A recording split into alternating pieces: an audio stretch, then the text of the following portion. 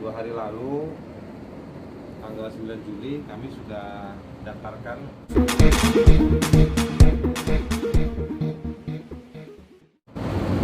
gugatan ke Pengadilan Negeri Jakarta Selatan dengan nomor perkara 518 Perdata PN Jakarta Selatan. Yang kami gugat itu Saudara Sugianto dan turut tergugatnya itu perusahaan ya, penyedia layanan Google, terutama YouTube Indonesia. Nah, gugatan ini objeknya itu terkait dengan perjanjian pembelian akun YouTube channel Syakir Daulay oleh Sugianto. Syakir Daulay, SYAKIR spasi D besar AULAY. Ini akun yang nama Syakir Daulay seperti yang saya tadi sudah ejai. Nah, yang jadi dasar-dasar ada beberapa hal. Nanti kami juga sampaikan kerugian-kerugian yang dialami Syakir. Kami sebutnya sebagai fakta-fakta hukum, yaitu pertama soal perbuatan curang pada proses pembuatan perjanjian. Jadi kan pembelian akun itu lewat perjanjian, dan perjanjian itu kami anggap sebagai perjanjian yang curang karena mengandung sejumlah hal-hal yang tidak memenuhi syarat sebagaimana perjanjian itu dibuat, ya kan? Jadi misalnya penawaran dari Sugianto kerjasama untuk pengelolaan akun YouTube milik Syakir Daulay dengan pembayaran di muka sebesar 200 juta dan dijanjikan akan diberikan apartemen beserta mobil. Apartemen sama mobilnya belum ya sekarang? Belum ya? Mungkin sudah ada kan banyak apartemen dan banyak mobil, tapi belum ada satupun yang dikasih. Lalu pada saat pembuatan perjanjian, pihak Sugianto memanfaatkan keadaan pihak Syakir yang sedang lengah atau tidak dalam kapasitas yang fit, bukan secara kesehatan tapi fit dalam soal kapasitas kecakapan, misalnya umurnya di bawah, dan di malam itu tidak didampingi oleh wali, jadi walinya di tempat lain. Jadi Syakir bawa draft perjanjiannya ke tempat lain. Jadi Syakir tanda tangan lebih dahulu baru bawa ke wali. Jadi tetapi proses itu semuanya ada latar belakang di mana Syakir dalam keadaan yang juga tidak dalam, kalau dalam hukum disebut dalam posisi bebas untuk menentukan isi perjanjian tersebut. Yang poin kedua yaitu isi perjanjian tidak seimbang. Jadi yang pertama itu soal bagaimana perjanjian ini dibuat. Nah, sekarang isi perjanjiannya itu berlaku seumur hidup. Jadi padahal kerjasama pengelolaan akun, tapi dalam perjanjian itu harusnya memuat soal turun tentang apa yang dilakukan dan atau jadi bisa berdiri sendiri, tapi juga harus yaitu kurun waktu. Jadi kalau saya kerjasama sama Syakir, saya cuci sarungnya Syakir cuci baju saya. Nah, ini berapa lama nih Syakir harus tanya ke saya, berapa lama kita kerjaan ini Pak? Kayak begini, setahun. Nah, setahun. Nah, ini perjanjian ini nggak ada. Ini kayak mau selama-lamanya. Jadi kayak kreativitas, produktivitas, karya-karyanya Syakir itu kayak seumur hidup dikunci, nggak boleh gitu kayak gitu, ya kan? Itu nggak boleh. Nah, Syakir wajib membuat 4 konten dalam seminggu, dan kalau ada keterlambatan diancam dengan sanksi berupa denda. Nah, ini teman-teman saya jelaskan, nanti kita di pengadilan akan kami buktikan bagaimana memproduksi sebuah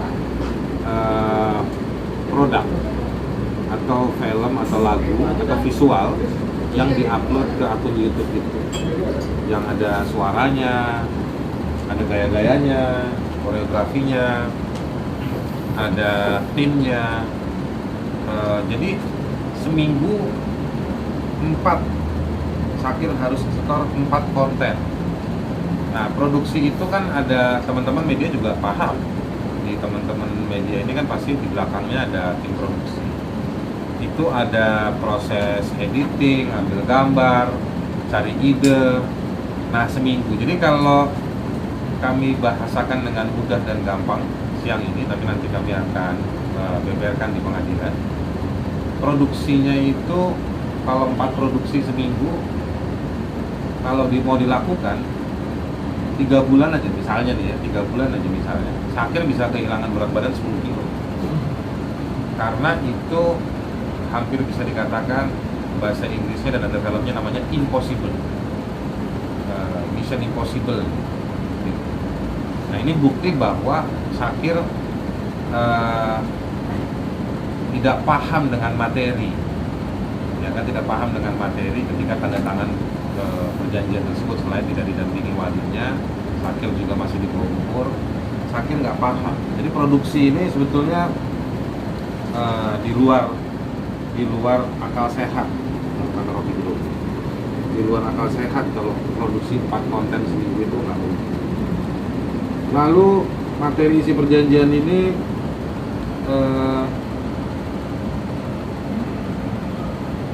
juga tidak seimbang dibandingkan dengan perjanjian-perjanjian lain yang saudara Sugianto lakukan. Misalnya kontrak kerjasama Syakir dengan produksi kecantikan sebagai brand ambassador. Syakir itu dengan sekali kontrak dengan satu brand ambassador, dengan satu produk kecantikan, apa lipstick waktu itu? Ya, dia bukan. Itu dibayar sampai 300 juta. Tapi ini akunnya dibeli oleh Sugianto 200 juta. Jadi kita bisa lihat ya bagaimana Syakir dengan punya kontrak-kontrak lain itu ada penghargaan yang layak dari pihak ketiga yang lain. Tapi dengan Sugianto seumur hidup akunnya diambil dan diminta untuk kasih konten ya seminggu 4 kali. Ya kan? Nah, ini jadi bagaimana bukan patut, tapi kami sepakat menyebutnya ada aspek yang tidak normal dan tidak layak pada materi isi perjanjian tersebut. Nah, selain hal-hal tersebut, kami juga mencatat kalau Sugianto bilang pihaknya ya, Syakir ini belum memenuhi sejumlah hal ya. Ya silakan dibuktikan nanti di pengadilan, tapi kita juga sudah mencatat ada sejumlah hal yang pihak Sugianto juga belum memenuhi kewajibannya. Itu pertama, tidak pernah memberikan laporan penjualan setiap 3 bulanan. Nah, ini menunjukkan bahwa dia mau mengambil dan menguasai. Sekarang Syakir diminta bikin konten seminggu 4, ya kan, seminggu 4. Akunnya katanya pengelolaan, tapi ternyata akunnya dikuasai. Sampai sekarang Syakir nggak bisa mengakses akunnya, ya kan. Dan ini terbukti tidak mau kasih laporan 3 bulanan. Jadi ini bukan kerjasama, dia diperbudak, anak ini diperbudak, gitu. Ya. Ini bukan kerjasama. Kalau kerjasama itu seimbang, setara. Jadi sama-sama rugi atau sama-sama untung. Tapi nggak ada orang mau bikin perjanjian kalau sama-sama rugi. Jadi harusnya sama-sama untung. Tapi kayaknya yang untung di sana sendiri. Yang kedua, tidak membayar royalti sebesar 15% dari pendapatan YouTube.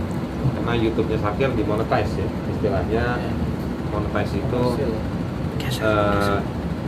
jumlah klik pada link atau subscribe pada akun Syakir itu ada nilai uangnya. Lalu yang ketiga, tidak membayar royalti sebesar 9% dari platform digital lain yang sampai sekarang tidak jelas platform mana saja yang telah melakukan kerjasama ini dengan si Sugianto ya. Lalu tidak membayarkan biaya produksi yang telah dikeluarkan oleh Syakir. Tadi yang 4 kali seminggu itu untung dia berhenti. Jadi kalau misalnya Syakir dituduh sekarang tidak pernah nyetor konten, ya itu artinya Syakir tunduk pada sistem perbudakan tersebut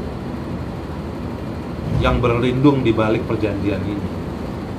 Tapi untungnya Syakir, keluarganya insya Allah masih sehat dan melawan ya. Karena dari yang ada aja nggak pernah diganti biayanya. Kok sekarang dituduh Syakir nggak pernah memberikan konten sebagaimana perjanjian, ya benar kalau Syakir terus kasih produknya yang seminggu 4 kali, itu Syakir artinya nggak sadar atau tunduk pada sistem penghisapan tersebut. Itu anak muda ya diberdaya di apa namanya kalau orang Jakarta bilang dikelecehin dengan cara memproduksi terus biayanya nggak diganti.